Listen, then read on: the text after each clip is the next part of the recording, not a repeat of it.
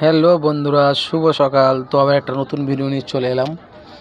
তো দেখো, কালকে তোমাদের বলেছিলাম কাটরা মসজিদ, কাটরা শরীফ। তো ওখান থেকে বেরিলি বন্ধ ছিল বলে বেরিলি রাস্তা বেরিলি ঢুকিনি। তো একদম ডাইরেক্ট চলে এসেছি কালিয়ার। তো একদম হরিদ্বারের পুরো সব রাস্তা বন্ধ, সে ঘুরে ঘুরে ঘুরে ঘুরে আসতে হয়েছে, অনেকটা রাস্তা বেশি হয়েছে। তো দেখো ফাইনালি ঢুকে যাচ্ছি কালিয়ার শরীফ। এই দেখো কালিয়ার শরীফের গেটটা। তো গাড়ি পার্কিং করে দিলাম। তো দেখো কত গাড়ি, লোকজন দেখো কত ভিড়ভাট্টা, সব মালপত্র বিক্রি করছে। এদিকে অনেক গাড়ি আছে।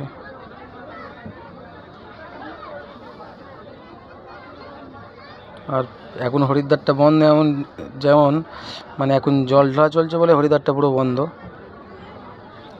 তো মানে কোনো দিক থেকে হরিদ্বার ঢোকা যাবে না, এমন করে দিয়েছে। সে ঘুরে ঘুরে আসতে হলো।